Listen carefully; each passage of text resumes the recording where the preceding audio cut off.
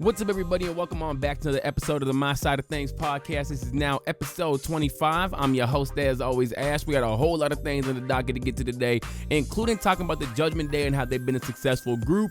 We're also going to be talking about Double or Nothing and doing its predictions, Battlegrounds predictions, Saturday Night Main Event predictions. We're also going to be talking about somebody that's going to be main eventing Saturday Night's main event, which is Logan Paul, and having the conversation that I believe needs to be ahead now that Gunther kind of opened up. And then we're going to be ending things off with how can WWE fix it the rest of its 2025, and how can AEW maintain having an amazing 2025.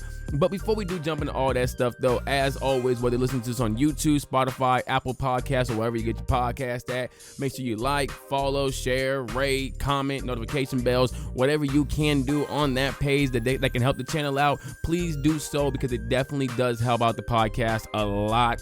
But without further ado, let's go ahead and jump on into our very first topic. Talking about a little bit of a Monday Night Raw recap in a sense, because we are going to be talking about Judgment Day. So on this past Monday Night Raw, it was basically revealed that Roxanne Perez is more or less going to be working with the Judgment Day, as Finn Balor has introduced her into the group. They've been talking for a few weeks now. I think we all kind of seen this coming. And I made a video about it that a lot of people did not like. I said that I did not want to see Roxanne Perez in this group, and I thought it was a bad decision. A lot of people said, oh, well, we haven't even seen it play out. We don't know if she's even going to be in the group. I'm going to be real with y'all. We've seen this before. We've seen it with JD McDonough. We've seen it with Liv Morgan. We've seen it with Carlito. We've seen it with Raquel, etc., etc., etc. So I don't really want to hear the thing of like, oh, we don't know how it's going to play out. We've seen it play out now multiple times. And then as far as the whole claims that, well, Judgment Day has made superstars and all this stuff, so Roxanne Perez going to that group, and me being a very big Roxanne Perez fan, I should be happy. My issue with it is that I don't like the fact that both Rhea and Liv have basically more or less been sexually exploited now, and that's how they became superstars. If you look at Rhea early Judgment Day to now, if you look at Liv Morgan pre-Judgment Day to now, both of them are more or less very much so sexually exploited, and I do not want that to happen to Roxanne Perez, because I don't think the women wrestlers should have to get over in that way, and just in my opinion. But as far, and these are like some of the takes that people did not like at all, because people said that, well, it's not really happening with Rhea and Liv. If you think that's not happening, I'm just gonna, that's just your stance. I'm not even gonna try to argue that as well. But that little part about Judgment Day making stars and this being good for Roxanne Perez, that stuck with me, and it was like, well, you know what? That's not the most wrong. That Roxanne Perez, if Judgment Day doesn't implode from this whole entire Roxanne Perez joining, which I do believe they're going to implode. I don't think they're going to last after Roxanne Perez. Will it actually make her a star? And then it started getting me thinking, like, well, has Judgment Day actually been a successful group? Because there were a few comments saying that they feel like Judgment Day has failed, that the last time Judgment Day was good was when it was Edge, Damian Priest, and Rhea Ripley. Some people said they like it when it was just the original four. Well, not the original four, but like the original four after Edge was kicked out. When it was Damian, Dom, Rhea, and Finn Balor. Some people said they like it when it was just Finn Balor, or like pre-Dominic Mysterio. So I have a few things here as far as the pros and cons of this group. Now, obviously, the biggest pro of this group is that, yes, stars have been born from this group. Rhea Ripley, Damian Priest, Dominic Mysterio, Liv Morgan. 1,000%, you cannot deny the fact that had it not been for Judgment Day, maybe they don't reach the level that they have. 100%. Longevity. That's, while this group may not have been perfect at every single point in time, they've been able to last a lot longer than I think a lot of people would have expected, especially when you take into account that Edge, which is more or less confirmed that because of the Cody injury that Edge did, like the whole breakup, well, not the breakup, but the removal of Edge did happen early, because there was supposed to be like a big Judgment Day, Cody Rhodes feud that happened a lot earlier that eventually led to Edge's removal from the group, because I guess the reports are that Cody was supposed to go over Edge, and then that was going to cause Finn Balor to join the group, and then that was going to lead to, Edge's removal from the group. So the fact that they were able to survive that, which, eventually just became Finn Balor, Damian Priest, and Rhea Ripley, and Dominic Mysterio, and while I do like Finn Balor, I really, really do, the guy's not really, been that great in WWE. So, for him to be a leader of a group and for this group to really not have much, experience and still be able to survive, that says a lot right there in itself. And then it's even been able to survive even after Damian and Rhea. Now, whether you say it's great, that's a whole different thing, but it's definitely been able to survive. And then I think the biggest parts of this group that are probably like the best part of it, in my opinion, are that it showed that women can lead male-led or male-majority factions. Rhea Ripley was the leader at one point in time. Liv Morgan was basically the leader as well. And it showed that they can lead groups even when the groups either look dominant or look like, more or less jobbers in a sense, but that they can lead the group and that we can possibly do these things in the future where we can start having more women-led factions and less always just male-led factions. Mind you, it was also competing with the Bloodline at one point in time as well, so to still be able to survive even when the Bloodline was starting to get even hotter and hotter thanks to the whole Final Boss being added into it, and then the Cody and Seth versus, Final Boss, or why I call him Final Boss, versus The Rock and Roman and all that stuff getting added in there, and them Judgment Day not really getting a great WrestleMania showing last year. Because like Rhea and Becky was kind of just like great match, but it wasn't really, pushed the way these other ones were. It wasn't even pushed the way that Bayley and Damage Control were. Mind you, they're also competing with Damage Control as well. So for Judgment Day to be able to survive despite the fact that these other groups are probably looking much better all around, that does say a lot about the group. As far as the star point though, I will say a lot of the stars like Damian, Dom, Liv, I feel like a lot of them were built upon the fact that it's going to eventually be destroyed. Like Liv Morgan, man, I'm gonna be real with you. Liv Morgan is kind of a stretch. I'm gonna say that. If anybody said that Liv Morgan was a superstar because of Judgment Day, I'm not gonna fully agree with you because she got a super crazy pop at the Royal Rumble. What was that, last year's Royal Rumble when she came back? So I'm just gonna say, like, she was already kind of on the rise, and Liv Morgan before that. So I'm not gonna fully give Liv Morgan to anyone that says they made stars. Rhea Ripley, they definitely did get her over, in my opinion. I know that she had championships before, but she wasn't actually over with the crowd. Getting over doesn't mean just, you get a championship and all that. Anybody can get a championship, don't mean you're over. Jinder Mahal. So, yeah, Damian Priest, definitely, I don't know. I'm going to be real with you. I don't know. Like, it's hard with Damian Priest because did they make him a star or did they just make him a competent mid-card guy? But to be fair, he's kind of already that because I don't think he's like a competent world champion. My bad, not competent. I don't think that he is a staple within the world championship scene. I think he's a staple within the mid-card scene, but to be fair, Damian Priest was kind of already that to begin with. I'll say that they put him on a bigger platform and that they did make him more into a international star, but I don't think that he's really raised his stock in terms of being in the world heavyweight title scene as like, a staple within that division. I think that one world heavyweight title run might be the last one. Maybe he gets another one. Dom, though, 1,000%. 1,000%. They made him into a superstar, and I will not deny that at all. And could they do it with Roxanne Perez? Yes. I also just don't want to see a Roxanne Dom story. That's going to be not the greatest. Now, as far as the cons, though, there are... there's about 4 cons here, I'm not going to lie to you. They have no big feuds against other factions. None at all. They kind of always felt like they were a bit bottom tier in a sense. Like, I mean, the Hurt Syndicate or the Hurt Business was already done, so you can't really feud with them. Bloodline, no feud there. They just worked with them, and then I know they eventually had like a little implosion when they did work together, and that nothing came from that. You didn't put like Damian, Dom, Finn, and I guess it would have probably just been them. Was JD McDonough around? I don't think he was around back then, so it would have just been like those 3. Okay, sure. You could have went like those 4, though, when JD came around and they put them up against Bloodline, but you didn't really do that. So no big feuds against other factions. You do have the war at War Games against Cody, Jey, Seth, Sami, and Randy Orton, so there is that.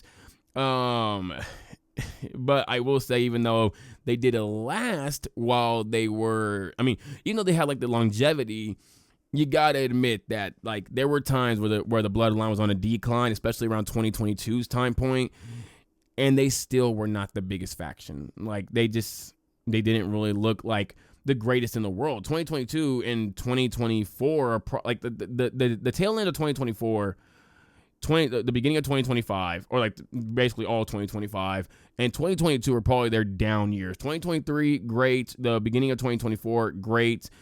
And like the start of 2020, no, not even the start, because no, I'm gonna be real with you. It was just Edge that looked great. It was just Edge. Yeah, no, I can't even give that to you. Like they looked fine in 2022. The Dom and Rhea stuff going against Rey Mysterio and all that, cool. It was actually really, not cool. That was really, really damn good. Damian and Finn were basically doing much of nothing. Like, they were just kind of there at points in time. It's mainly because the Usos had the Undisputed Tag Belt, so that didn't really help. So, yeah, there wasn't really much going on with those guys. Finn was feuding with Edge. What was Damian doing? Oh my God, was that the year that Damian started feuding with Bad Bunny?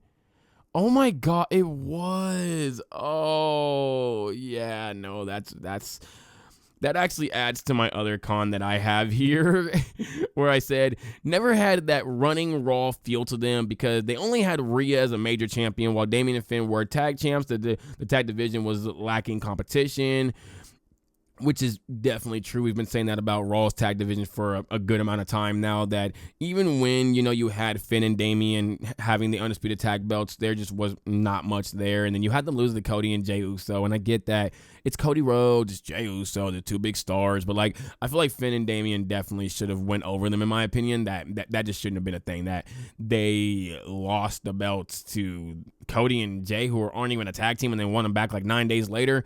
I feel like when, like, Sasha was feuding with Alexa, it just felt really stupid, in my opinion. If you're gonna have Sasha losing in like 8 days, just don't have her lose it at all. It just, no, it made no sense. I mean, don't have Alexa lose it at all. It just made no sense, in my opinion. It kind of hurt Alexa Bliss's character too around that time.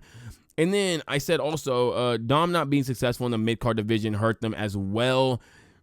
He was never really successful before this current IC run. And I understand that, you wanted to really build it up and all that stuff, but it's like, I feel like it kind of hurt the group in a sense. I also noticed I have a really odd tendency of looking up a lot. It's because I'm thinking. It's not because, like, I have, like, anything written over here. It's literally just because, like, I'm thinking back to, like, what I wrote down, because I don't want to constantly be staring down here.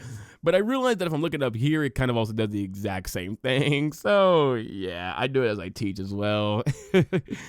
So, yeah, but no, like, Dom not really dominating, not even, like, the NXT mid-card scene. Like, you could have kept the mid-card belt on him a lot longer than, like, 80 days? Like, you didn't need to give it back to Dragon Lee at one point in time. No, you could have that belt on him for a good amount of time, to be honest, and really had him dominating the NXT North American title scene. Heck, you could have put the NXT championship on him if you really want to as well. I wouldn't have been opposed to that, but you didn't really do that. Then you eventually had JD come in, and JD was more or less just a jobber. The dude did literally nothing.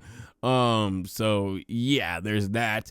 And it just, I don't know, it really felt like the group never really ran Raw. It just felt like they were more so, in my opinion, the entirety of Judgment Day has always felt like Ricochet as a heel in AEW, where I don't believe that he is the most menacing heel in AEW. He's running AEW, and everybody's got to go through him and all that stuff. No, that's Jon Moxley.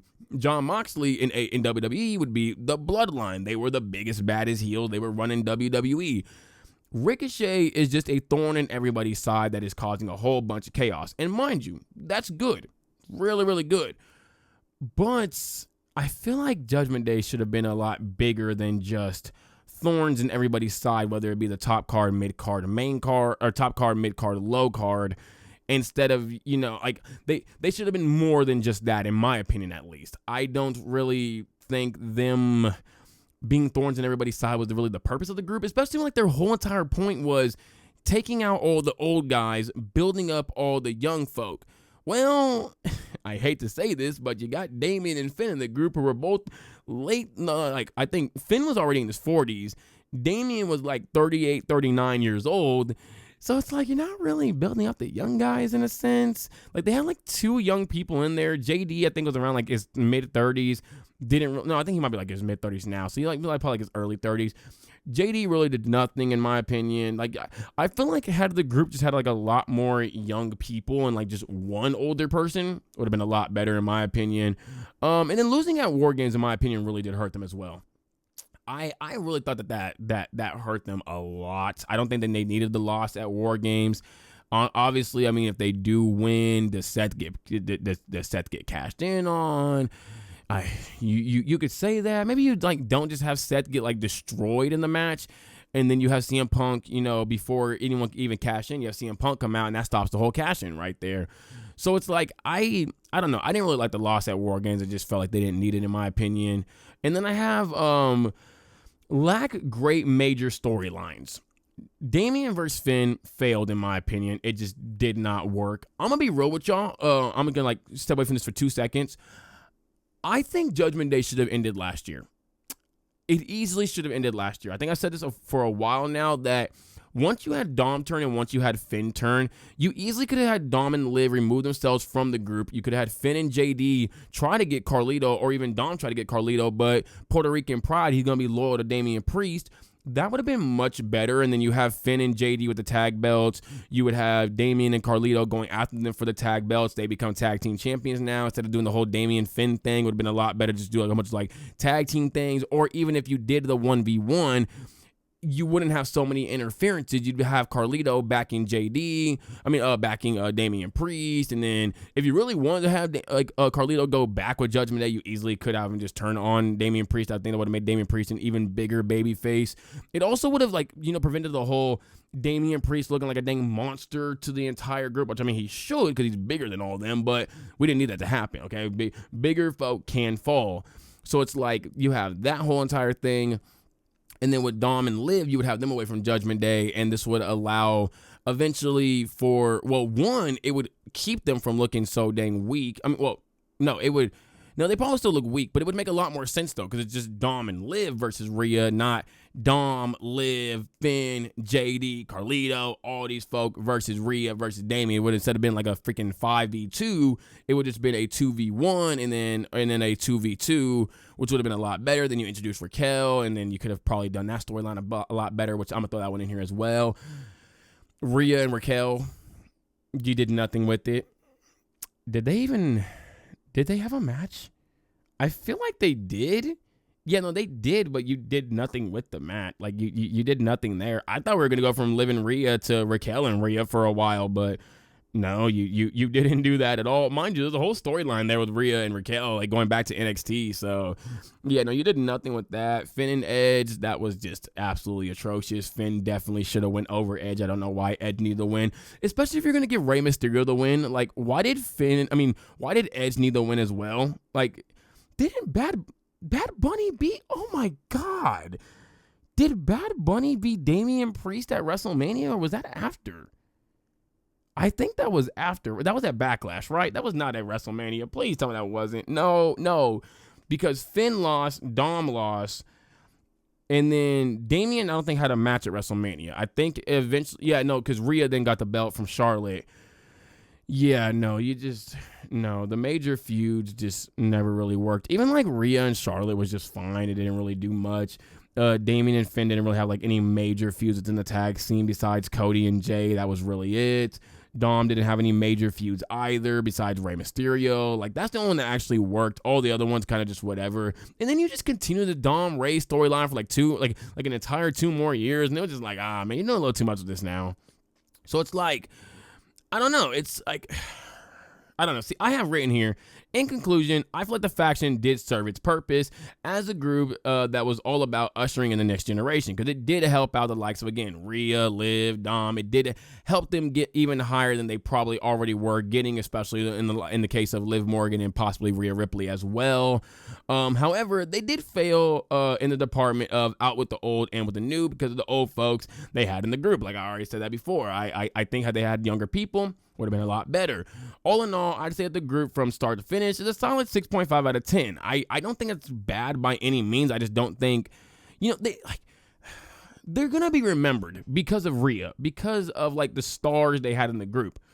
But I don't think anybody's going to remember moments from the group though. And like, that's, I think, what hurts the group. Like for Bloodline, we're going to remember them going to war with Cody Rhodes. We're going to remember them going to war with Kevin Owens. For the Shield, remember them going to war with John Cena and them, with CM Punk, with Triple H, Randy Orton, and whoever the hell else that was. Was that Batista? It might have been Batista. Whoever else that was with the Authority. Remember them going to wars with John Cena and Randy Orton eventually. A little bit of Brock Lesnar, but not like too much. For like factions, like even like Damage Control, we remember them going to war with Bianca and them, and then going to war with Bayley. So it's like there's stuff there. There's just, for Judgment Day, it's like, are we really gonna remember Damian and Finn? Are we going to remember Liv and Rhea? Are we going to remember Finn and Edge? Like, or are we going to remember Finn and Edge for the night that Finn should have won? I feel like that's probably what we're going to remember the most. Like, I don't think it's going to be like a moment that everybody remembers. It's going to be like the ones that Finn Balor fans remember and the ones that Edge fans, or well, yeah, just the one that Finn Balor fans remember as like, damn, that was basically the burial of Finn Balor.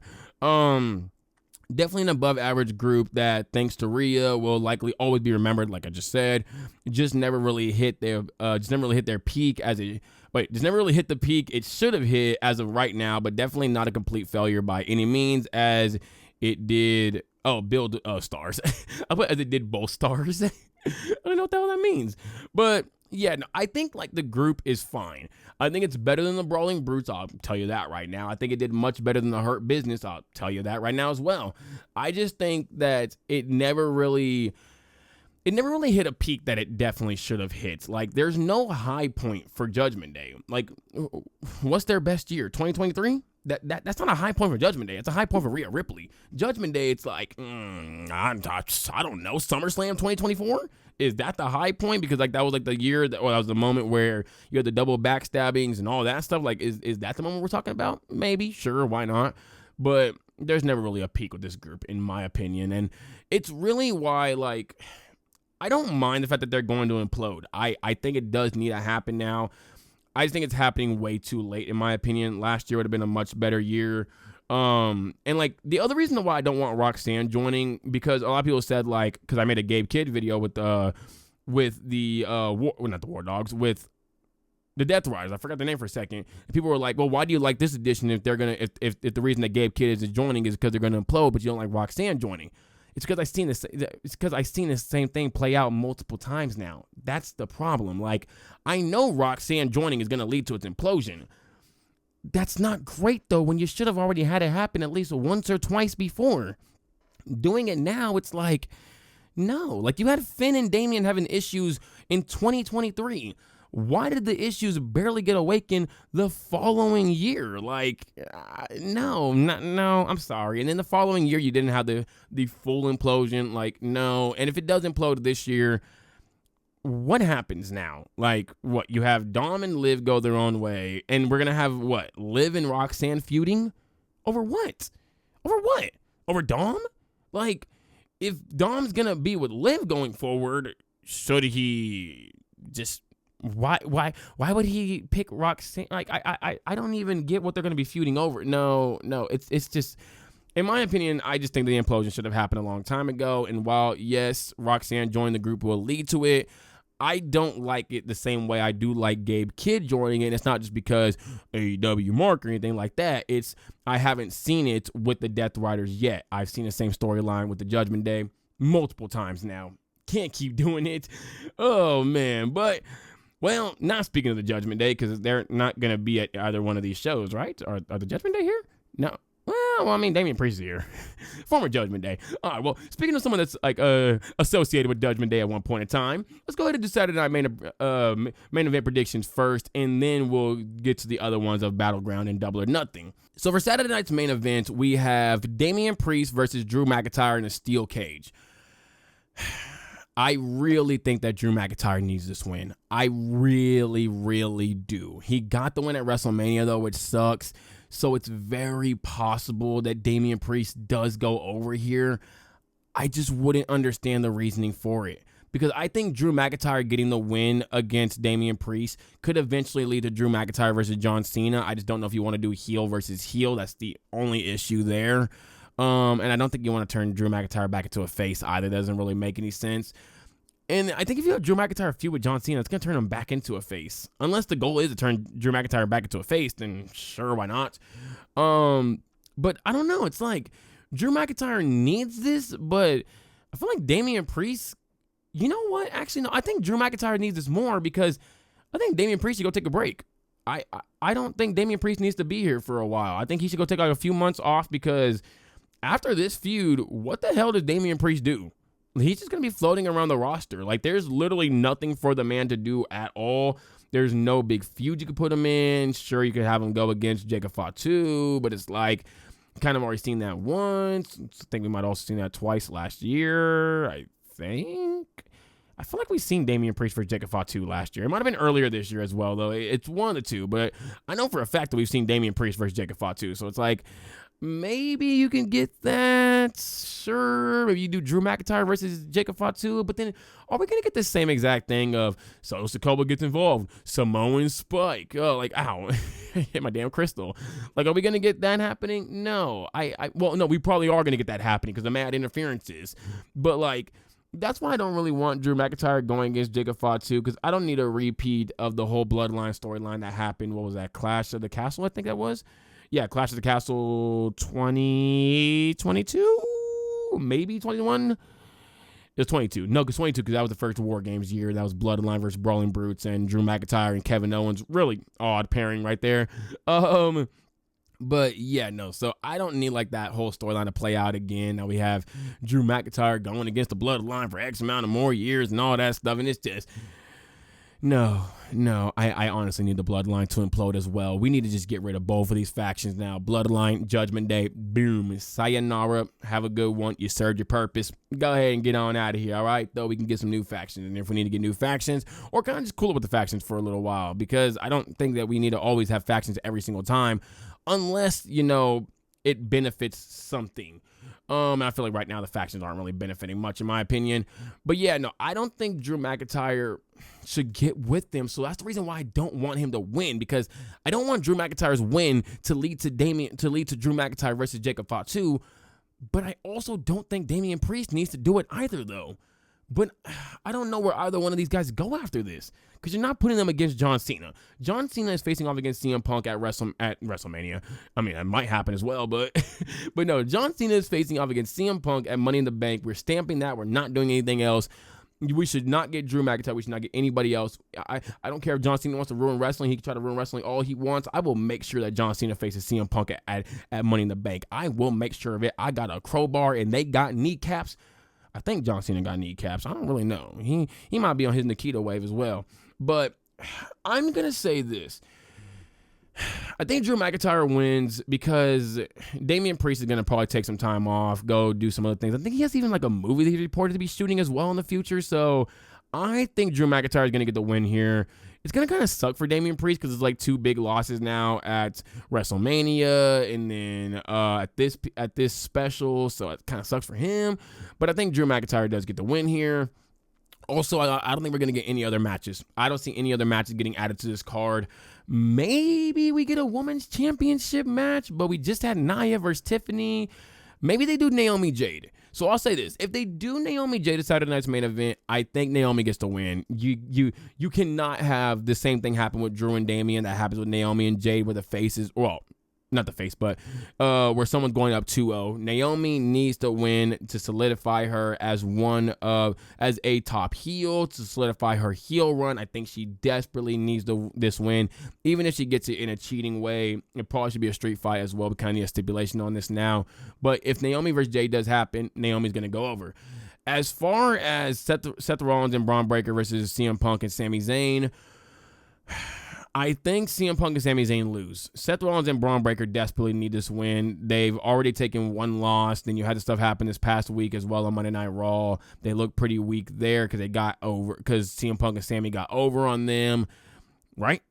Did they? Yeah, they did, right? Yeah, because Seth Rollins and Bron Breakker went running, right? I think. I remember them going off running because I remember Jey Uso getting hit by Logan Paul at the end and him doing that weird face that was like... That was really weird. I don't know. I was kind of scared, to be honest. I think they did go over, but even then, Seth Rollins and Bron Breakker just need this win. They desperately need this win. CM Punk, Sami Zayn do not need a win at all. And if I think it's gonna happen, what's gonna happen does happen. I think CM Punk and Sami Zayn are going to be protecting this match because I'm just gonna kind of go to the John Cena R-Truth stuff. I think John Cena is gonna whoop on R-Truth. He is going to beat the dog shit out of R-Truth. To the point where I think CM Punk does come out to protect R-Truth, and then John Cena circles back, hits him. He's going to run out of the ring, circle back, and then start hitting CM Punk with a steel chair, probably going for the leg or something like that, going for the STF, and then Sami Zayn's probably going to come out, help out CM Punk. CM Punk's going to say he's good to go during the match, and this is where I think CM Punk and Sami Zayn are going to lose. Maybe Sami Zayn turns heel here. I don't really want him to turn heel and align with the damn group. But if he turns heel and doesn't align with the group, great. If he does, it's Bloodline 2.0. It's literally the Bloodline 2.0. We already got Bloodline 2.0. Yeah, see, no, this is why we can't have Drew McIntyre going against Jacob Fatu and them. We cannot have 2 repeated storylines. There's no way that we can do this. Like, no, please don't do this, man. So I think CM Punk and Sami Zayn are gonna take the loss here. I think this might be where Sami Zayn does turn heel. I think he's probably gonna go after CM Punk during the match or leave during the match. One of the two. Maybe we get a Sami Zayn CM Punk feud. No, because we have to get CM Punk and John Cena. Actually, I don't know how the hell we're gonna get to that. If Sami Zayn turns heel, how the hell do we get to CM Punk versus John Cena? No. So do they win? No, there's no way CM Punk and Sami Zayn are winning, right? No, that can't happen. We cannot have Seth Rollins and Bron Breakker lose. But I'm going to be real with you. I don't know how the hell we get from this to CM Punk versus John Cena. I don't know. It doesn't make any sense in my opinion. I'm going to just say that Seth Rollins and Bron Breakker win here. And I don't think Sami Zayn turns heel. No, because there's just literally zero way we can get to CM Punk and John Cena. Because, like, what? Sami's going to turn heel on CM Punk, and then he's going to say, well, let me just go fight John Cena, even though Sami Zayn just beat my ass after the match. Like, no, it's not going to make any sense. I think if anything does happen here, the third member of this group, or the fourth member of this group, I guess. Third? Well, because Paul Heyman's there. So, the third wrestling member of this group joins the group. I think that's how CM Punk and Sami Zayn end up losing, and then Sami Zayn goes after that person, and CM Punk goes after John Cena. No, actually, you know what could happen? John Cena could interfere in this match. Like, if CM Punk interferes in John Cena's attack, John Cena could interfere in this match, going after CM Punk, and then Sami Zayn is left to fight Seth Rollins and Bron Breakker alone, and then that leads to CM Punk versus John Cena, and then maybe Sami Zayn cost CM Punk the match, and that leads to CM Punk feuding with Sami Zayn, and then Sami Zayn joins the group. Maybe? Yeah, I'm going to go with that. There we go. I'm going with that right there. So, yeah, Seth Rollins and Bron Breakker will win this match. As far as the main event, Jey Uso versus Logan Paul, this is going to be a horrible main event. There's just no way I can see this match being good. I'm going to be real with you. This is literally the match to just not watch. Oh, man, this match is going to be awful because who's leading the match? John Cena. I was going to say John Uso, funny enough. Jey Uso? Like, I mean, if he leads the match, maybe it'll be good because Logan Paul cannot lead that match. My goodness, no way. We're going to talk about that in a second as to why he cannot, but no. Not after the AJ Styles debacle. Please, no, he cannot lead the match. So I guess Jey Uso's going to win here. I don't see Jey not winning. There's no way we're actually getting Logan versus Gunther on June 9th. No, we're getting Jey Uso versus Gunther. I could see possibly a world where we get Jey versus Gunther versus Logan Paul to protect Jey and Gunther, have Logan Paul eat the pin. Maybe we could do that. I just don't really know how we would get there. Maybe what we have happen is Logan Paul gets caught cheating during the match and loses. Maybe Jey Uso wins with like a small package and then Logan Paul's not done with him and that leads to Logan versus Jey versus Gunther because they are setting up Logan and Gunther. Yeah, I think Jey Uso wins here, but not in like a finisher way, in some kind of like small package. Maybe he wins via DQ because Logan Paul does something, Seth and them get involved. Also, I really hope that Logan Paul is not the next member of the group. I mean, Seth was talking about running it back with him because, you know, he's helping the guy out and all that stuff, but oh, man, I really hope he's not the third member of the group, or the third official wrestling. He's not a wrestler either, so there's that. But no, all in all, I think Saturday night's main event is going to be whatever. I'm going to be tuned in. I'm going to watch it, obviously, because I like to watch wrestling. I don't really care if I think the promotion's on the decline, if I think the promotion's on the incline, if I think the promotion's kind of just, you know, climbed. I'm going to watch it because I'm just a wrestling fan. I enjoy watching wrestling. This is probably going to be one of those ones where, like, I think a lot of big things will happen. The matches will not be that great, in my opinion. Besides, like, that steel cage. I think the steel cage will be elite. That's going to be a really, really damn good match. But speaking of Logan Paul, though, Logan Paul continues to be a mockery to pro wrestling. He continues to be a mockery to pro wrestling. And Gunther was 100% correct. This man has no heart at all. There is zero heart. This dude has not grown at all, in my opinion.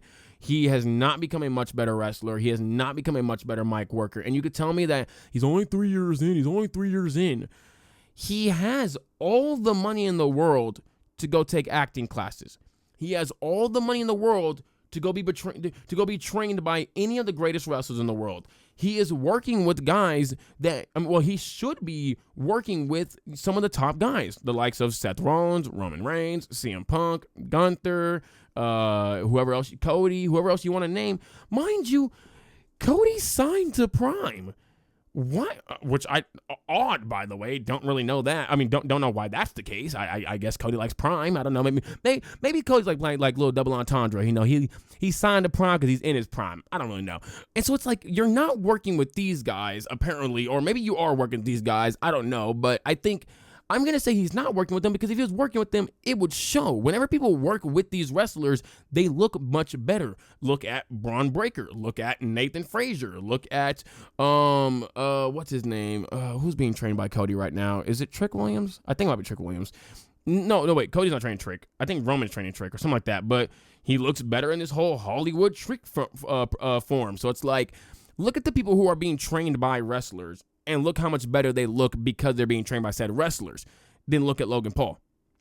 Why are you not much better? And it's because, like I said in my TikTok video, I think it has a lot to do with his fans. His fans hype him up to the point where his ego gets bigger and bigger and bigger and bigger and bigger to the point where he doesn't feel like he has to do anything. I call him the LaMelo Ball of the WWE because I feel like LaMelo Ball is not a great basketball player. I don't care for all the theatrics he does, like the little 1-footers and the jellies and all that stuff. Like, I don't really care for it. The guy doesn't make his team any better. You could say it's a bad team. He's not doing anything to make anybody better. And this has happened in high school. This has happened in college. This has happened overseas. It's happened every single place that LaMelo Ball has been. He's never made anybody better. He's never, looked like he even takes basketball seriously. He looks like he just wants to be a superstar. And that's the exact same thing about Logan Paul, is that he feels like he just wants to be more and more famous, and it's not about actually being a great wrestler.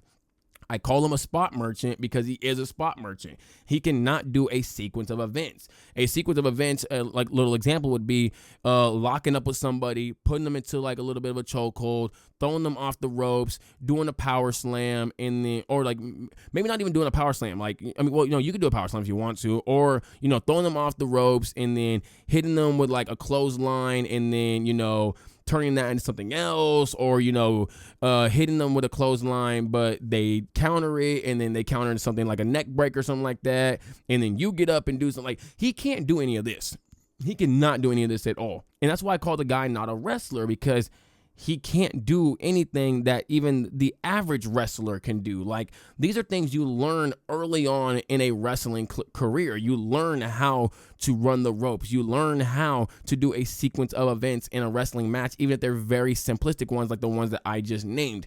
He can't do these, and we've seen this in the AJ Styles match when he was leading the AJ Styles match. Nobody can tell me a great sequence of events from Logan Paul. You could tell me about that beautiful move that he did. What was that, at the Royal Rumble, I think? Or that might have been, no, that's a SummerSlam. Well, the one at Royal Rumble with Ricochet, but then the SummerSlam one to LA Knight. You can tell me about that beautiful frog splash he had to Cody Rhodes with the cameras all turning and all that stuff.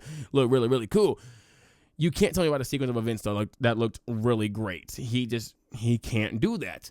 Then there's also the thing I was talking about earlier with AJ Styles, where that, I was alluding to, is that Logan Paul cannot lead a match. This is just very much so easy to see. He couldn't do it against AJ, and everyone of y'all said AJ Styles is washed, AJ Styles and Logan Paul have no chemistry. But then here goes AJ Styles to have a freaking 4-star match against Finn Balor. Here goes AJ Styles and Penta to have a great match against JD and Finn. Mind you, I don't even think AJ Styles and JD ever wrestled before. I don't think AJ Styles and Penta ever worked together before. So the fact that he can have great matches with these guys, have a great match against Finn Balor, even up there in age for both of them, but he can't have a great match with Logan Paul? You're telling me of all the people that AJ Styles wrestled, Logan Paul happens to be the one person that he can have a great match with. Well, isn't that interesting? Doesn't that say a lot about Logan Paul and less about AJ Styles, that it's not AJ, it's Logan? The dude's not a wrestler. I think there's a very good reason as to why we never got Karrion Kross versus Logan Paul. Because it wasn't going to be a good match, because Logan Paul was going to lead the match, and Karrion Kross probably did not want that to happen, because we just seen what happened at WrestleMania. Karrion Kross trying to build himself up. He don't want to go in a match against Logan Paul and look real bad because Logan Paul is leading the match, and now, his heater that he's on right now just completely fizzles out like that. He doesn't want that. I also have another thing written here, as in he offers nothing to pro wrestling other than bringing in new fans, when really he's just bringing in other famous people. I don't think he is bringing in any fans. I don't think anybody, I've said it before and I'll say it again, I do not think the fans he's bringing in are actually retainable. I think the only people that he's bringing in are famous people. Now there's a whole bunch of talks about Jake Paul possibly getting in, bringing in the likes of Tyrese Halliburton and Jalen Brunson and all these guys and all that stuff. Now we got basketball players in video games. We got basketball. Like it's just, no, he's not bringing anything. He's not. I don't hear, mind you, I have finally met a student at my school who likes Logan Paul, who loves Logan Paul. I asked him, do you watch WWE by any chance? He's like, no. Like, why would I watch WWE? It's boring. So I'm like, but Logan Paul's there, right? And he's like, I mean, yeah, cool. I'm still not watching WWE. And I even try to have him look at some WWE stuff. And he was just like, I'm fine. So that's at least one Logan Paul fan that I know that's not watching WWE. And they're a big Logan Paul fan. They said they like to listen to their podcast. Mind you, wrestling podcast. But they don't want to watch WWE. They like watching their videos, but they don't want to watch him. They said they were even liking the little videos of him training, but they just don't care for WWE because they said they just think it's boring. So something's not adding up here, okay? And I think if that one fan is saying this, there's got to be other fans that are probably saying the exact same thing. I just remembered that I forgot to do my Double or Nothing and Battleground predictions. I was supposed to do those all at the exact same time. Well, whatever. I transitioned from Logan Paul to that, so fine. I transitioned from Saturday Night's Main Event to Logan Paul, so we'll get to that in a second. But I also have written down here that as of recent, his heat that he has dwindled. People are just starting to not care about him enough, whether love or hate, to give him generational reactions. The man gets booed, but the boos have quieted. They're quieting down because nobody cares. Nobody cares to see Logan Paul. Even people who don't like the guy, they just don't even care to boo him because they're like, you know what? The more I boo him, the more that he's gonna have a chance of staying in WWE. I'm not trying to say the man should be released because I'm not trying to ask for anybody's release, but I just think that he needs to take a back seat. He needs to take a serious back seat, and I would love to see him do some NXT stuff, working with Femi. I would love to see him kind of working other faces that need a bit more help. I would love to see need more help as in need a heel to kind of put them over. I would love to see him do that stuff. Not always in the big picture stuff. I don't think he needs to be there.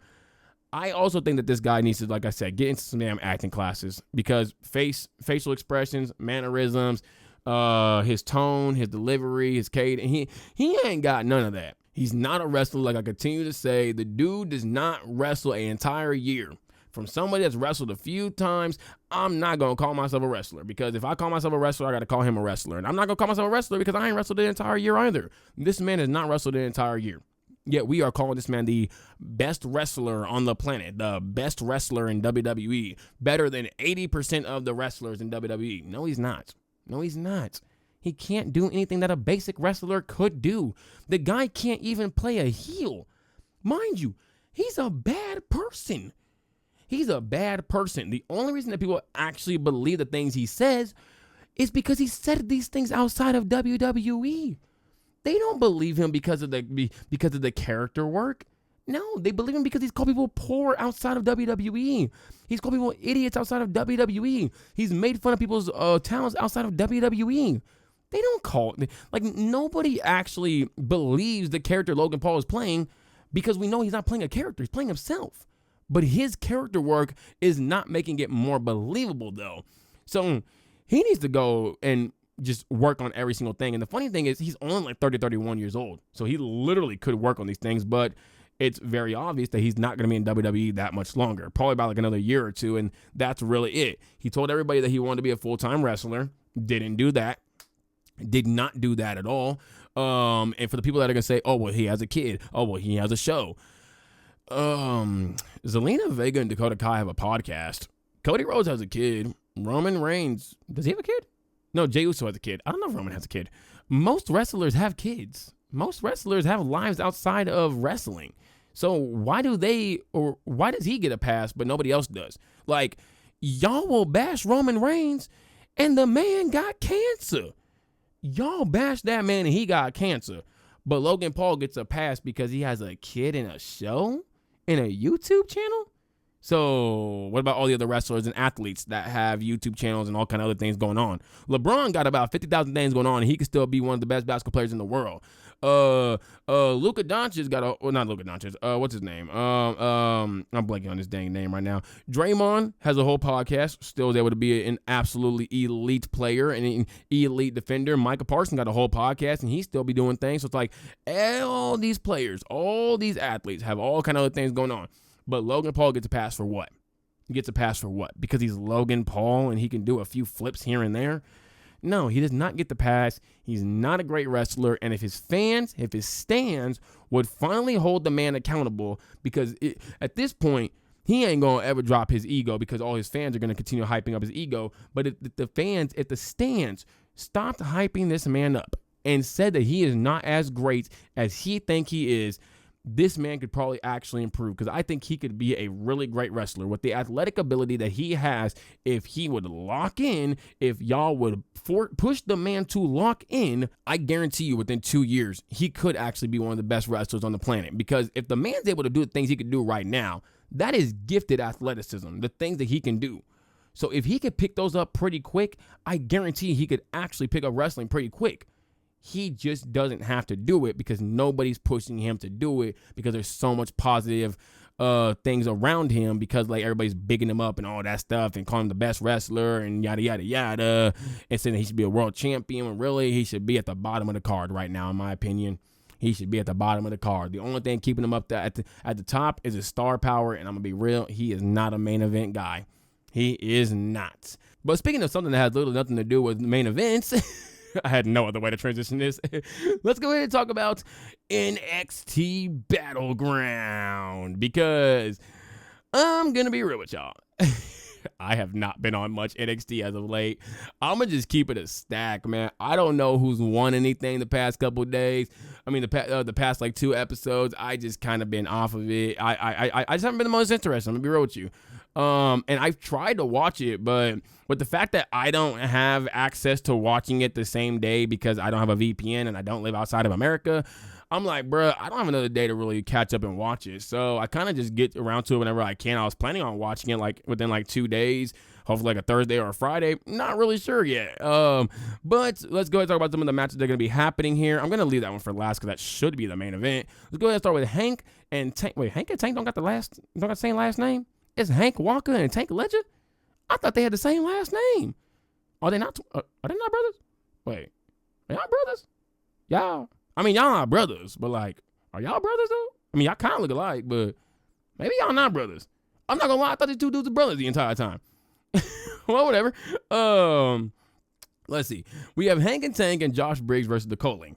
Be real with you, I don't know how the hell this match even came to be. I remember at one point. No, I think, wasn't it Josh Briggs and Yoshi Inamura, and the Culling came and bothered Josh Briggs, right? And I think, because Brooks and Briggs used to be in the tag team with Fallon Henley, or it's a faction you want to call them. And then I think I do remember Hank and Tank coming to back him up at one point in time. I think, or no, you know what? It might have been Brooks versus Jensen that had a match, and I'm pretty sure Hank and Tank probably got involved. Well, came to back him up because Sean Spears and whatever other brother's name is, got involved in the match. I'm going to say that Hank, Tank, and Briggs win this match. So we're going to call them Hank, Tank, and Jank. Hank, Tank, and Jank are definitely going to be getting the win here, because there's just no way you're having your tag team champions lose. There's no way. Unless Briggs is taking the pin here, but I'm going to be real with you. I think Briggs could be like a phenomenal just mid-card guy that just gives you great matches, because I remember that Stand Deliver match. He is freaking elite as a big man. He doesn't really get a push too much, sadly. But I think Hank Tank and Jank are going to be getting the win here. I don't see a reason for the Culling to really go over here. Obviously, Brooks Jensen, I guess, but like, no, you're not. No, you're not. I think you're gonna be having Hank and Tank go over here, unless the point of it would be to have the Culling go after the tag belt and kind of be like a little mini rivalry for Hank and Tank going forward, because they probably do need like a little rivalry with the belts. I guess I could see that, but I'm gonna go Hank, Tank, and Jank gonna get the win here. I think they do. Now we got Tony D'Angelo and Channing Stacks. Last thing I remember from these guys was that I think Tony D'Angelo was in the ring, and then Stacks done pulled up at the safe house, and then Tony D went driving out there and then got attacked by Stacks. The last thing I remember, so it might have been like this past week, I just didn't watch. Because I think that Tony D is going to get called up, I think Stacks is going to get the win here. I could see the world, though, where Tony D does get the win here because you want to carry this out, but I think Stacks is going to get the win here only because I guarantee somebody from the family betrays Tony. I guarantee somebody from the family betrays Tony.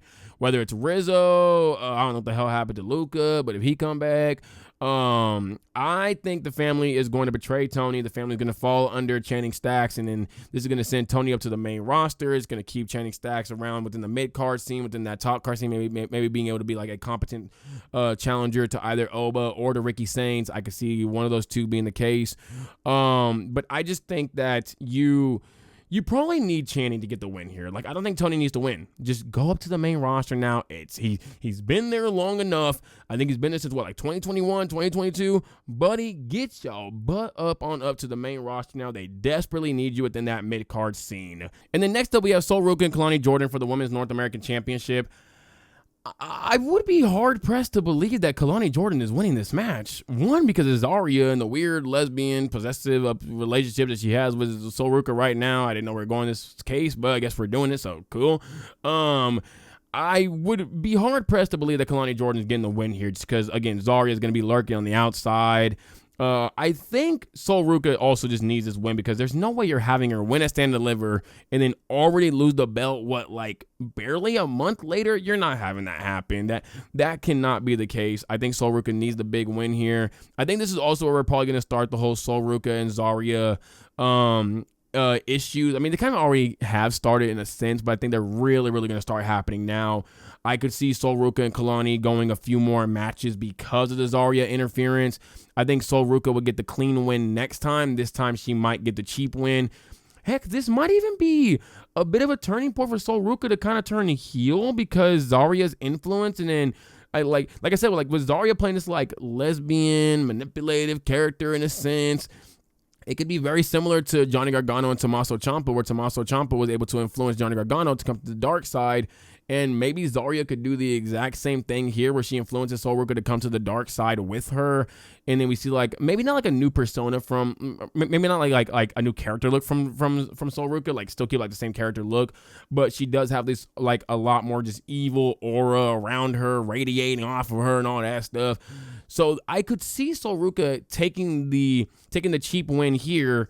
And then the next time her and Kelani face, there's no Zarya, and Sol Ruca still gets the cheap win. I could see it actually happening. And I'm going to be honest with you, I wouldn't be mad. I would love to see if Sol Ruca could play a heel. I think she could play the heck out of a heel, especially with her and Zarya working together and all that stuff. We get some really cool storyline there. Maybe one of them goes back to being a face. Maybe they have this super big implosion. Maybe one of them was just playing the other one. Maybe we do get this whole lesbian storyline of Sol Ruca only turned heel because, she really loves Zarya and yada, yada, yada, all that stuff. I don't really know. We can go somewhere with that, though, but I do think Sol Ruca is going to get the win here regardless. There's no way she's losing. Next up is Joe Hendry versus Trick Williams for the TNA World Championship. I think Joe Hendry desperately needs this win. You've already made the TNA champion look weak by having them lose to Randy Orton. I don't care what anybody says. But I do know, I didn't watch NXT the other night, but I do know that Joe Hendry did get his get back on Trick Williams.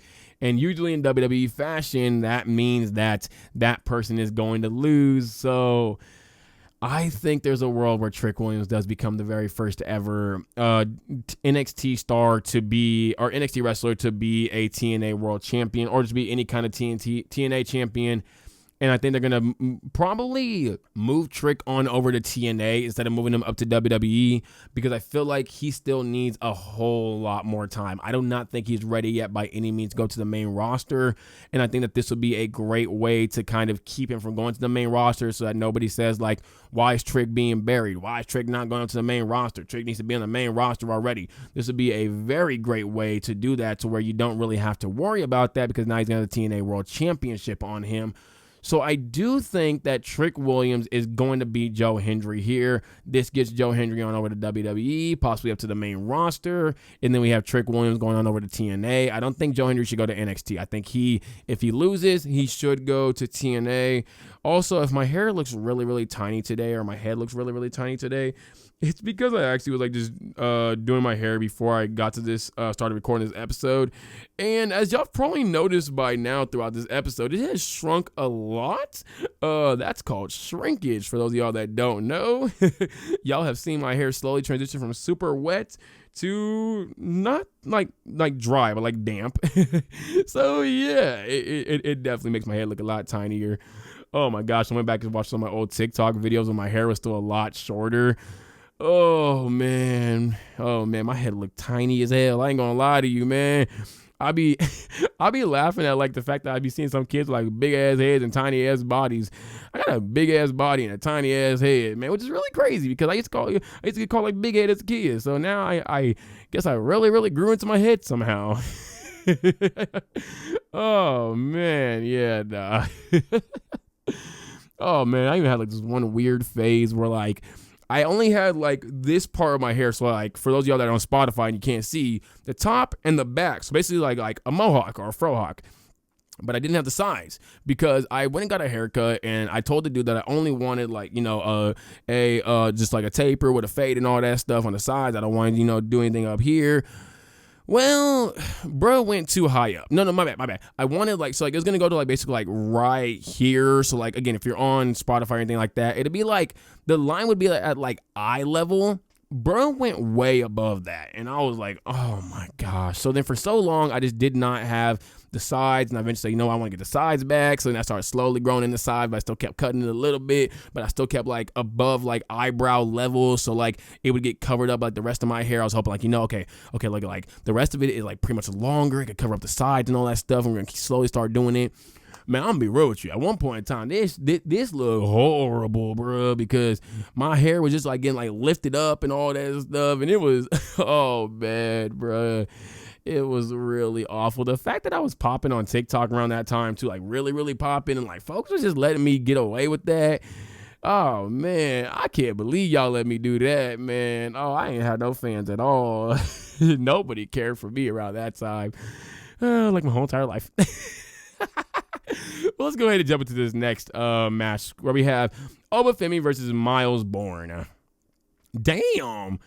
My goodness. I'm on Sportster right now, like looking at like the match card and all that.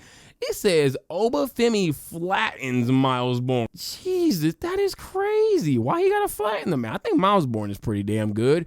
I think honestly this is gonna be a really, really good match between Femi and Myles Borne. I think it should go right before the main event. It should not be the main event. That should be Stephanie versus Jordynne Grace.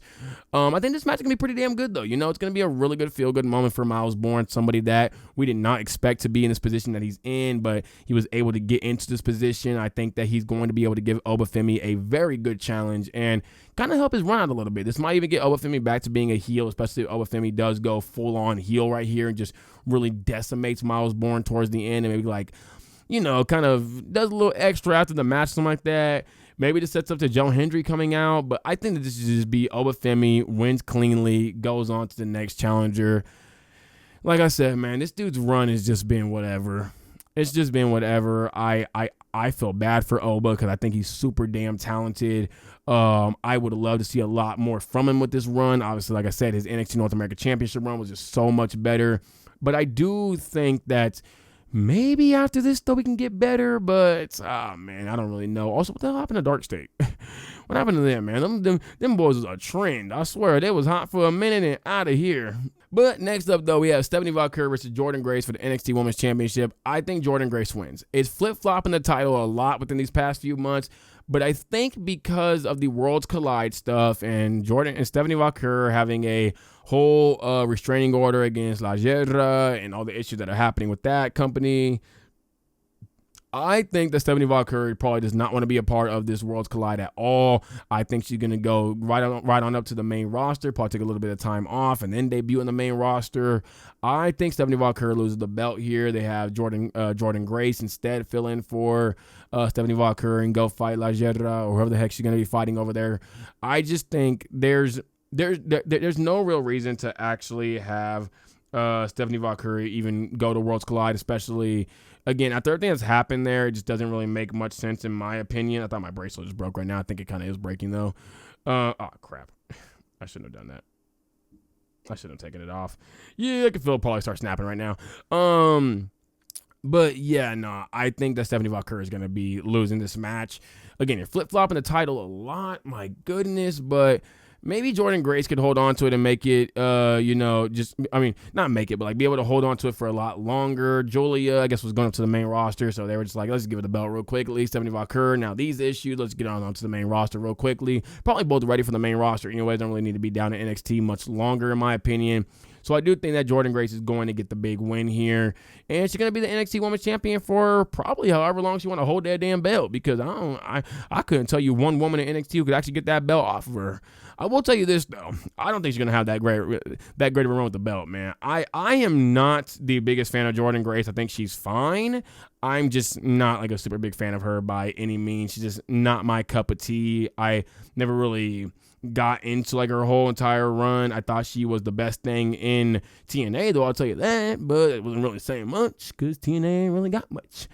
But yeah, let's go ahead and talk about Double or Nothing, though. Just some Double or Nothing predictions. I'm going to say right now, they haven't announced either one of these matches to be happening there, but I do think there's going to be probably two matches that are either going to be on the main card or the 0 Hour show. One of them is Josh Alexander versus Brodie King. I think that this could lead to a Buddy Matthews return. I could see Josh Alexander getting the win here against Brodie and then possibly attacking him afterwards. I could see Brodie getting the win, but I think Josh Alexander really, really needs this win. So I can see Josh Alexander getting the win here. He attacks Brodie. Here comes maybe like Takeshita or something like that, or Kyle Fletcher. They come attack Brodie as well. Here comes Buddy Matthews to save him. Maybe even Julia Hart as well. And then this just kind of like reforms the house, the Hounds of Hell, and we kind of start getting them back into some tag team pictures because I really feel like the tag team division desperately needs them. They are absolutely awesome. I can't wait to see what happens going forward with this group, because I do feel like once they get back, they're going to be used proper, because they were on a really good run before the Buddy Matthews injury, and then obviously he did get injured, so that really sucked for them. And then I think Megan, Bayne, and Penelope Ford versus Anna Jay and Harley Cameron in like a wherever the hell they're at in Arizona street fights. Wherever they're at. I don't remember exactly. Wait, Arizona. They're in Phoenix. A Phoenix street fight. It's like something, I don't know. Whatever street they're on. Whatever street that the damn arena's on, it's going to be a whatever street the damn arena's on street fights. And I think that Megan, Bayne, and Penelope Ford are going to go over here. I could see a world, though, where Anna Jay and Harley Cameron go over because they pin Penelope Ford, and then this leads to Megan, Bayne, and Penelope Ford starting to slowly feud. I could see that happening. Maybe Megan Bayne later down the line gets like an actual manager and not a Penelope Ford style manager, where she's still basically a wrestler. I could see that happening. I do think this match needs to happen there, though. I think you need to continue to, book Megan Bayne on any kind of pay-per-views that you could book her on, whether it be the 0 Hour show, whether it be the main card, whichever one you can, you book her there. I think she needs to be there. And even if she's not getting a win, I think you just need to put her on the shows, man, because like I've said before, she is a superstar, and I believe that she is going to be the face of the women's division very, very soon. Now, as far as the main show, we did get it confirmed that we have Speedball Mike Bailey versus Kazuchika Okada for the AEW Continental Championship. I'm wondering if they add Rush to this because I feel like Speedball and Kazuchika probably need to be protected here. Obviously, Okada because he is the damn champion, and then Speedball because he's still a new signee that is in a big match. I think last time, was it Ricochet that took the pin? Yeah, Ricochet took the pin. I can see Rush getting involved in this match to be the one to take the pin in here. He's going to give them a great match regardless. He's an absolutely amazing wrestler, and I cannot wait for his time to come because I do think he is a guy that should be getting that Ring of Honor World Championship at some point in time. I think he should get it off of Bandito within like the next month or two, probably at Death Before Dishonor. And I think this would be a great way to implement him into the Ring of Honor Championship scenes by showing him off to the crowd a lot more, getting more people, acclimated with him and allowing him to really start getting a little bit more buzz around his name. Because there are a lot of AEW fans that want to see Rush pushed. He had a little push before. Wasn't anything too crazy by any means, but it was just somewhat of a push. So I think he should be in this match either way because Kazuchika Okada is going to be winning this match. I'm going to leave the Anarchy in the Arena stuff for last because that's not the main event actually, but we'll treat it like it is the main event for at least this video. Next up we have Nigel McGuinness and Daniel Garcia versus FTR. I think this is where Daniel Garcia turns heel. I think FTR gets the win. I think Daniel Garcia aligns with the group, and I think he is going to low blow Nigel McGuinness the same way Dominic Mysterio low blowed Edge, except he's going to do it during the match probably and not after the match. So yeah, I could see Daniel Garcia aligning with FTR. They're going to get the win. I think FTR needs the win. This is especially coming off like the real big heel turn and then their wars with the Paragon. I'm just going to have to call these guys the Paragon because I'm going to keep saying it by accident. So yeah, I think they're going to be getting the win there. It's going to be a really big moment for them. And I think that this is just going to be hopefully something that pushes Daniel Garcia back into not just title pictures, but back into being a household name because I feel like Daniel Garcia, he has star potential. I think he really, really does. His mic work is pretty good. A Jersey dude. I think he's Jersey. He's definitely New York. He sounds very Jersey, though. I think he has a lot of that's like, I don't know what it is about some like folks from Jersey, but I feel like when it comes to them in wrestling, they get loved really quick because they just have such great personalities, or their personalities are just very much so glowing. I think Daniel Garcia's personality does glow. It's just, it glows at times because AEW doesn't really know where to go with Daniel Garcia. Maybe he doesn't really know where to go either. I think maybe getting him with FTR would be the best thing because he'll be with FTR, he'll be with Stokely, he'll be able to learn a lot from them, and I think it's going to do wonders for Daniel Garcia. Next match we have is the Hurt Syndicate versus Sons of Texas. This isn't for the Ring of Honor Championship as well. I was really hoping Ring of Honor Tag Team Championship. I was really hoping it was because, my God, do I want these belts off of Sons of Texas. I am tired of seeing Sammy Guevara on my screen and Dustin Rhodes. You're a legend, but you're also a very, very old man now that does not need to be wrestling anymore. My goodness, man. But he has also talked about, I guess, how he's really close to retirement now. I think Hurt Syndicate are going to get these belts 1, 2, 3 very easily. Also, apparently Cedric Alexander is not debuting just yet, so I'm surprised by that. I thought he was going to be making his big debuts. But, I mean, MJF is with the group now. He's definitely going to be helping them get the win over Sons of Texas. They're going to be retaining their AEW World Tag Team Championships. And I think it does eventually lead to the Ring of Honor Tag Team Championships getting off of them and getting onto the Hurt Syndicate. I could see that becoming a thing. This might be a much longer feud than a lot of us would like to believe, but if it is, maybe it's because this is just a great way to keep FTR from the Hurt Syndicate. So, yeah, I don't really need it, though. I just don't want these Ring of Honor championships on the Sons of Texas anymore. So maybe like FTR and them get those belts. But I think they need, no, I think they've had the Ring of Honor belts. Yeah, no, they need, was it the CMLL tag team belts? I forgot what belts they actually need, to be honest. It's either the Ring of Honor or the CMLL, but I think they have Ring of Honor, though. So, yeah, no, whatever, though. Hurt Syndicate definitely just beating the Sons of Texas. This is going to be a 1, 2, 3 real quick and easy. We going to get on out of here, man. Collect the check. Got to get out. Got to get to bouncing. Next up, we have Mark Briscoe versus Ricochet in a stretcher match. There's literally zero way that Ricochet loses this match. Like, there is zero way. I could not see a world where Ricochet actually loses this match. I'm also surprised it's a stretcher match, by the way. We kind of like just jumped from point A to point F real damn quick. Or I guess you could say point S because it's a sweatshirt match. But we can jump there real quick. But I guess it kind of makes sense for Ricochet's character because he has been trying to like literally attack everybody with golden scissors. So it does make sense. But I will say this though, when Ricochet does win, this needs to lead to something else though, like immediately. Like I think somebody should come out right afterwards and attack Ricochet. Some kind of face, somebody, whether it's Kevin Knight, whether it is Orange Cassidy, who I think is Orange Cassidy's hurt. Who was in the conglomeration? It was Kyle O'Reilly, but he's with Paragon now.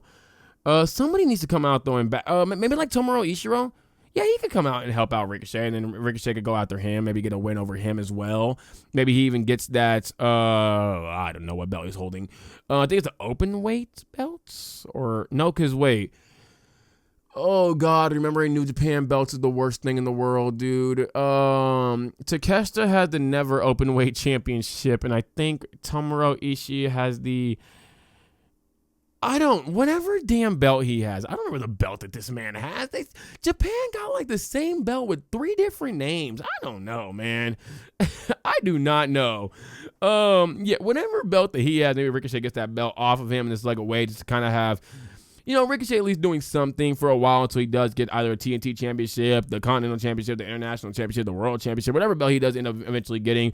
Also, I love the fact that Ricochet has actually been hurting people, and MVP is still like, yeah, so MJF, would you like to join the group? I know I gave a card to Ricochet earlier, and we brutally terrorized him, and then he's now over here hurting people, literally. But we're gonna go ahead and get to you, MJF. I'm just saying, man. I don't know, it's interesting, but next up, though, we have Miss... I have Tonight Storm. Toni Storm versus Mina Shirakawa for the AEW Women's World Championship. I think Mariah May returns and cost Mina Shirakawa the match. I think we get Mariah May versus Mina Shirakawa for the AEW Women's World Championship. What the hell? No, I think we get Mariah May versus Mina Shirakawa in a match, not for the AEW Women's World Championship. There's no way that Toni loses this belt. Dear, no, there's no way. You have to be doing Mariah versus Mina, right? Because if you don't do Mariah versus Mina, you do Mina versus Toni, and Toni beats Mina at Double or Nothing, what does she do going forward? Like, what the hell is there for Mina Shirakawa? Feud with Mercedes? Well, maybe if Mercedes loses to Jamie Hayter, but what the hell are you gonna...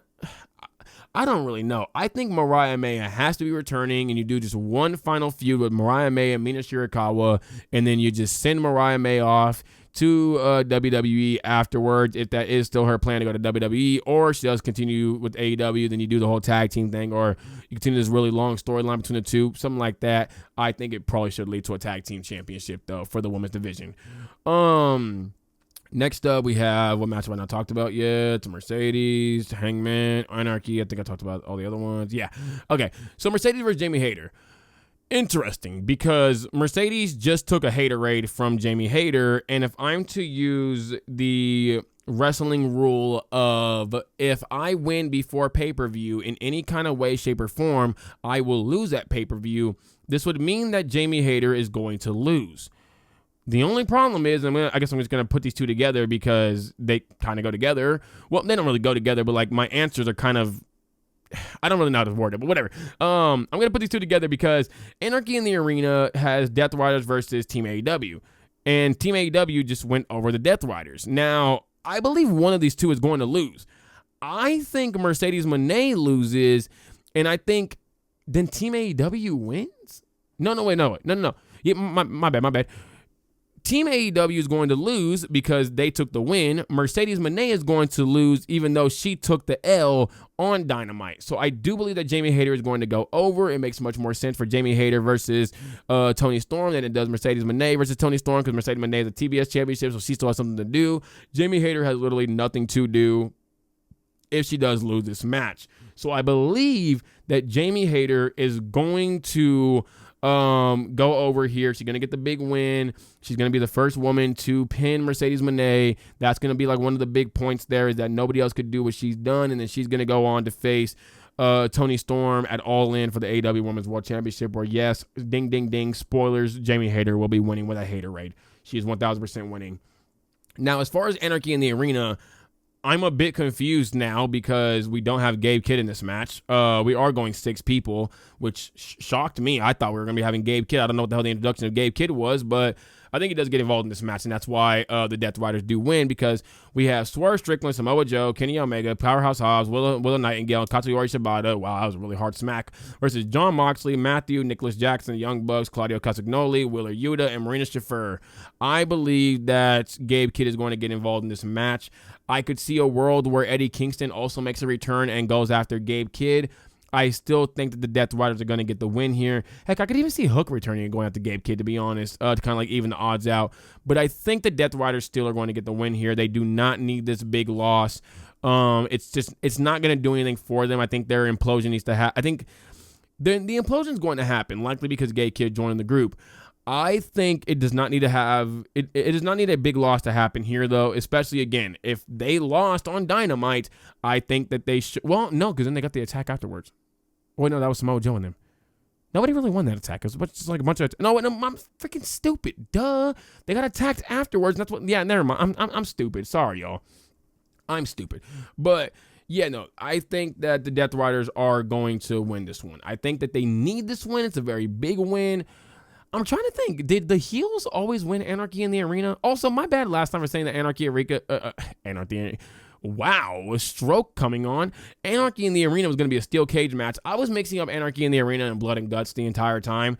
I think. Okay, no. So since the very first Anarchy in the Arena, unless you want to count Stadium Stampede, it has gone face heel. And last year the heels won, so I guess the faces would win this year? So are we going to have both Jamie Hayter and Team AEW winning? I mean, I guess they do need the win. I feel like they do need... Well, no. Jamie Hayter needs the win. Team AEW doesn't technically need the win. Unless we really want to start the implosion now? Oh, man, I do not know. This one's really, really hard to pick because I feel like one side definitely needs to win. The Death Riders 1,000% need to win. But history tells us that it's always been going back and forth. So that would mean that Team AEW is going to win this night. Gosh, I really don't know. I'm going to go out on a limb, and I'm just going to say the Death Riders do win. I think the Death Riders win because Gabe Kidd gets involved, and maybe Team AEW doesn't have a speedball, doesn't have an Eddie Kingston to get involved as well. I think the Death Riders do get the big win here, and this eventually sets up to Jon Moxley versus either Hangman Adam Page or Will Ospreay, main event. Oh, man, I'm going to be real with y'all. That promo on Dynamite was a thing of beauty. Oh, that was a beautiful segment right there. Not promo, the segment. That was a beautiful segment. My goodness, man. Will and Hangman are just, they are like butter and rice. They go together unless you know you ain't trying to eat butter than water and rice. They go together, man. It's so hard to pick who wins. Like, Death Riders, I feel like just need the win. Like, that one's not the hardest one unless you want to just use history. But this one right here is really a major toss-up. Because I feel like Will Ospreay, because he said the whole Forbidden Door thing, it's like right after All In. So it's like, you want Will Ospreay walking into his home country with the belt, I feel, because that's just a super duper mega freaking pop. You could always have a championship match there, though, for Will Ospreay versus, like, Hangman Adam Page or Jon Moxley. Maybe Jon Moxley beats Hangman, and then Jon Moxley goes on to face Will Ospreay at Forbidden Door. Maybe you could do that, but I feel like you want a Forbidden Door match to be, like, AEW versus New Japan. So it's like, oh, man, But then you also have Hangman, Texas. Come on, man. Like, he has to win. It's Texas. He's a cowboy. And I think Hangman's actually from Texas. Oh, man. This is hard. Because, like, there's no way we're going to have Hangman beat Moxley and then lose to Ospreay so Ospreay could walk into Forbidden Door with the World Championship. Like, there's no way you're doing that. Oh, man. This is the hardest one. This is the hardest one because it's like I feel like both guys need the win. Both guys can have a great match with Jon Moxley. Maybe Hangman has a much better match because of his style, fits more with Jon Moxley. I think with Wills, it's very much so more athletic, high flying. Maybe it doesn't really fit that well with Moxley. Maybe the match doesn't go as great as AEW thinks it should go. I think there is a lot more story to be told, too, with Hangman because now he'll have Will Ospreay on his side after Will already said that whether he wins or loses, he is going to back. I mean, no, he said even if he loses, he's going to back up Hangman, that he's got a friend in him, pulling that whole damn scene out. And then, obviously, this allows for Hangman versus Hangman and Swerve to kind of fix their stuff. Damn, you know what? Wait, hold on. Oh, man. Because now that I thought about it, if you have Team AEW win, that could lead to the whole thing of Swerve and Hangman coming together by having Hangman win the main event, Swerve winning, Swerve and Team AEW winning their match, and then this kind of just allows Swerve and Hangman to kind of like, connect with each other, and Swerve basically tells them like, we got the biggest job done, man. We took the Death Riders down. We showed that they are beatable, especially when you have enough guys. So I got your back, stuff like that. They obviously have to work through all their stuff and all that. And wow, that would actually allow for a lot of build-up, a lot of things that happen prior to the match, because I feel like Will and Moxley is really just a thing of like, maybe like one or two setups.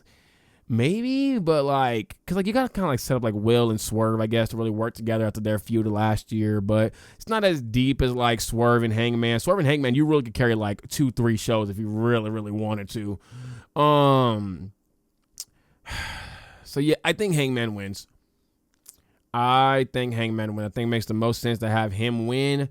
I think it's just the buildup is so much better. I think the buildup is going to be incredibly hard with Will Ospreay. With Hangman, it literally just writes itself. He has Will on his side, reconnecting and, kind of fixing everything up with Swerve. I think he also has some stuff with Samoa Joe that he could probably fix up. No, not Samoa Joe. But he could fix some stuff up with Kenny Omega. Definitely got to fix up there, obviously, with him as well. Got to kind of, get rid of that whole thing that he was, still aligned with the Young Bucks and all that. You can have that storyline play out of if he is, still aligned with them, and he obviously will admit that he's not. Oh, man, yeah, it's Hangman. And I think Team AEW, I'm actually going to go back on my pick. I think Team AEW gets the win. And I think this leads to Death Riders. Oh my God, yes. Yes, it does. Yes, Team AEW wins, even though Gabe Kidd does try to help. Eddie Kingston probably gets involved or Hook. You have Hangman win. You eventually lead to Jon Moxley versus Gabe Kidd at Forbidden Door. You have Gabe Kidd go over here. You can have the War Dogs versus the Death Riders at Forbidden Door. Yes, 1,000%. Okay, yep, that's the plan right there. Team AEW, Hangman wins at All In. Forbidden Door is Death Riders, War Dogs. Boom, there we go. Okay, wow, that was actually a lot easier than I really made it out to be. Just, you got to use the noggin a little bit, man. You got to use the noggin a little bit. Just like WWE got to start using their noggin when it comes to this damn show, because my goodness, man, this thing has been looking like a whole pack of mid for basically most of 2025, if not all of 2025. So let's go ahead and talk about how the hell we could fix WWE's 2025 and how can we continue to have AEW have an amazing 2025 going forward. All right, so first thing we got to do, we got to turn WWE away from WWEI, which is World Wrestling Entertainment and Interferences, because my goodness gracious, every single damn show, there is like 2, 3 to 4 matches, and of these 3 to 4 matches, almost every single one of them will have an interference. Almost every single one of them will have some type of interference, and it just ruins the whole interference factor. Now we just feel like it's going to happen every single dang time. It's like if you constantly have a jump scare in a book, you start knowing that you're not even worried about the jump scares anymore, because you're like, I know the jump scare is coming. And even even though you know it's coming, it still gets you. With an interference, it doesn't get you though, because it's not scaring you. It becomes very much so obvious that the interference is going to happen. And I've been saying this for a while now, that they gotta cut down the interferences. We had multiple of them in the Backlash. We had some of them happen at WrestleMania as well. I think a lot of them actually happened at WrestleMania, if I'm remembering correctly. We had so many interferences happen at all these dang Monday Night Raws and Friday Night SmackDowns and NXTs. it's like it needs to calm down now. The interferences, I feel like, are just ruining great matches. Like the AJ Styles and Penta versus Finn and JD got ruined because of Carlito interference. We did not need that to happen. The Finn and AJ match was low-key even getting ruined because of the whole interference as well. The Dom and Penta matches got ruined because of interference. In my opinion, Seth and Jay did not, the interference wasn't the worst, but I feel like we didn't really. So, no, actually, no, I'll take that back. That's great interference. That is a great use of interference.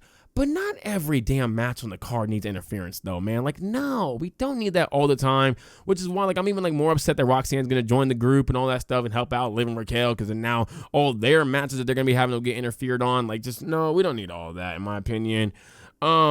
Next thing I have up is shortened segment time. Some of these segments are running 15 to 20 minutes and they don't even need to be that long. I'm mainly talking about the ones that are like, not super big feuds. Like Drew McIntyre and Damian Priest. I'm sorry, y'all don't need a long segment.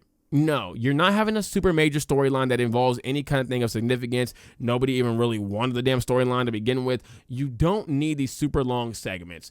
John Cena, Randy Orton, great. Any kind of like Seth Rollins stuff with like world title things, great. Anything else though that is not, I feel like in like the top card, does not need any kind of long segments. A good 3 to 5 minute segment is fine. Get to scrapping and all that stuff. And I'm not counting like the scrapping as part of the time limit. Just when they're talking on the mic, it just becomes too much in my opinion. It takes up too much time. These segments with Michael Cole and Pat McAfee or Joe Tessitore and Wade Barrett talking for X amount of time and all that stuff. We got the backstage stuff taking like 10, 15 minutes.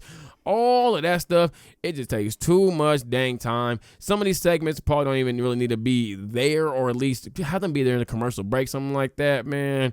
Like, it's just becoming a bit too much in my opinion. Look, I understand that, like, I don't want WWE and AEW to be the exact same because I like having, I like watching WWE because it's not like AEW. I like watching AEW because it's not like WWE. I don't need it to be the exact same. But I also don't need WWE to turn into a damn soap opera. I don't watch soap operas for a reason. I don't need to see a damn soap opera with every single damn wrestler getting super long segments or getting much longer segments than they really should be getting. Next one, fix the middle parts of the show. It's dead. Little to no care for the middle part makes it unwatchable. I've been saying this for so long now that one thing Vince McMahon did that was really damn good was the mid-card was absolutely amazing. And I do not mean the mid-card talent, or I don't just mean the mid-card talent. I mean that middle part of the show. The first 30 minutes and the last 30 minutes are your opener and your main event, or sometimes it might be a little bit longer depending on what your main events and openers are. But that middle part right there, that middle parts, what is that, about 2 hours or so? Might be a little less than that, might be like an hour or something like that, depending on how long the opener and main event usually lasts. But that mid part of the show, it needs to be much better. It's so unwatchable that it makes the main events feel boring. This is not WWE 2K25's My GM mode. If your mid-card sucks, nobody's going to want to watch your main event because they don't even care. Even if the opener was great, if the opener was like elite and then we get this mid-card that's just a snooze fest, nobody cares to get to the main event. Everyone's just like, whatever. Pops aren't that loud anymore, stuff like that. So it's like, the mid-card needs to be much more focused on, whether it be the mid-card titles, the tag team stuff, just some big feuds happening in the middle of the show, something like that, man. I think the middle of the show is just as important as the opener and the main event, in my opinion, but that's just me. Next one, remove the obvious factor. It's almost obvious. It's almost always obvious who will win every match. When a wrestlers get the throne, how long someone will hold the belt, what the wrestlers will say on the camera, etc. It's become way too obvious. Look, I understand some things are needed. Like WWE does the soap opera thing where they'll constantly just retell things that happened last week and all that stuff. Fine, I understand that. But like, I don't think, again, not every single feud needs this. I feel like the middle of the pack stuff does not need to constantly be just retold over and over and over and over and over and over and over and over and over. Like, I don't need that. For the big stuff, yes. The middle stuff, allow the content creators to handle that, okay? Allow myself and many other content creators to handle that. We should be the ones retelling folk what's happening on the shows. not WWE with every single dang feud. That is the point of content creators. Content creators and the companies, we should be working together. If you want to pay me, go ahead and just slide on over to my email. We can work some things out. But like that should be like on us to be handling though, not WWE. I don't think that they should be handling that. That's also what the Raw recap and all that other stuff is for as well. Have that stuff be, be recapped like multiple times over and over and all that stuff. And then, like I said, like just like the whole obvious factor of who's going to win every single match, it's just super obvious at this point. Like I knew Rhea Ripley was winning that triple threat. I knew Roxanne Perez was winning her triple threat.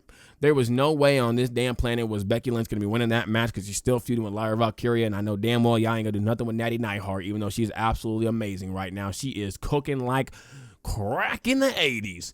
But I knew Roxanne was going to win. I knew Rhea was going to win. I knew that AJ and Penta were going to lose. Like I knew someone was going to get involved. Like just so many things that are becoming so much obvious. They're very easy for everybody to see. Like if WWE really had gambling, I think that I would be a millionaire by now because I'd be able to guess what's going to happen throughout the entirety of the damn match. And I think that just needs to be like, kind of removed. It doesn't need to they remove it sometimes, but like for the most part, it's just very much so obvious. Or like when it does happen, where like it's not obvious, it's like, why the hell did you do that? Like they do it at the worst possible times that they don't want to do the obvious factor. So yeah, no, that's definitely got to change. And then the biggest one, repeated storylines. Yes, they make it easy for the audience to follow because, okay, this happened before. I'm guessing something like this is going to happen now. I can kind of guess out things, but I can't guess out every single thing. So when that happens, boom, oh, wow, look at that. I can't believe that happened. But my goodness, man. The repeated storylines. Every storyline is similar to the last storyline with a little bit of a change. Like I said with Drew McIntyre going against Jacob and them. If he does, what's going to happen? It's going to be the exact same thing that happened likely with the Bloodline 1.0 where Solo Sikoa is going to get involved. Jason Mateo's going to get involved. Somebody going to get involved to stop Drew McIntyre from getting the U.S. Championship. Oh, wait, that did kind of happen, but now I take that back. The storyline is happening again, except with LA Knight. We took the Drew McIntyre storyline from 2022 and said, hey, yo, LA Knight, you're going to go ahead and have this happen to you every single time. You're going to be fighting against the Bloodline. Hey, actually, wait, no. Actually, LA Knight, forgot about that. Cody Rhodes had that happen in 2024. We're going to have that happen to you. Wait, Cody Rhodes didn't? You know what? Let's see. Cody Rhodes, WrestleMania 39. Let's see. At Clash of the Castle, we had Solo. Okay, we're going to do the exact same thing with Cody Rhodes as well. This is going to get everybody to love Cody. It's the exact same thing happening over and over and over and over and over. You have it happen so often now that I don't understand why people get onto me saying, why are you being so critical? Why are you acting like you know what's going to happen? Because I got two working eyes and a brain. That's why. I can see even if I ain't have two working eyes, I got two working ears and I can hear the damn things playing out and I would still know what's going to be happening. Maybe I don't have the exact thing, but for the most part, I know what's going to happen because it's so dang obvious to see. So it's like, I feel like just these repeated storylines, again, they help some of the fans, but they don't fully help the fans. If you're going to say they're catering to the kids, that's why they're helping the kids out, then why they got so much weird sexual shit happening 24/7? I had to hear Pat McAfee talking about somebody's bulge. Like, why? That's weird. You get the women being sexually exploited all the time, like going out there dressing in freaking lingerie and all that stuff. Come on. If they're really for the kids, then, hey, man, you know what? Y'all need to stop getting on anime for being so freaky deaky when WWE is doing the exact same thing over here for a kid audience, okay? Okay, maybe we shouldn't ban anime. Maybe we should ban wrestling. Maybe we should ban WWE then. Because AEW, that's PG-14, man. I ain't for, like, the young kids. WWE still says PG, so I'm just saying, man. I'm just saying. But I think the biggest thing that WWE needs to just focus on right now is fixing up some of these big storylines that are happening right now. Like whatever the hell is going on with John Cena, fix that up. It's a whole pack of mid and nobody's interested in it. Tiffany Stratton, give her some big time feud. Io Sky, do something more with her other than Rhea Ripley. Seth Rollins and them, I mean, it's looking interesting, but is it going to be that is the case, or is it going to be like every single faction that we've seen before? So yeah, no. And then your other champions, fix them as well. I'll be real with you. WWE would really benefit from having like an off season because they could just reset right now if they wanted to, and it would just be perfect. But as far as AEW though, I think the three things they need to focus on going forward are, one, if it is Jamie Hayter that's throwing a Tony Storm, build her up as a superstar. Find a way to get that woman on talk shows, find a way to get that woman on radio shows, find a way to get her in any kind of interviews. Make sure you market the hell out of her if it's Jamie Hayter that is going to dethrone Toni Storm, because Toni Storm is a superstar right now.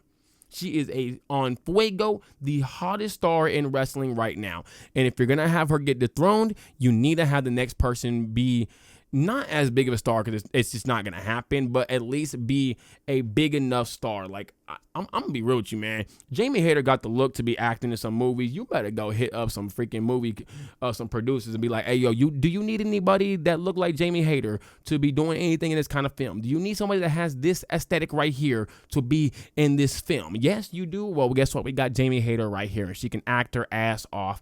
You need to be building up her to be a super duper mega freaking star. Next one.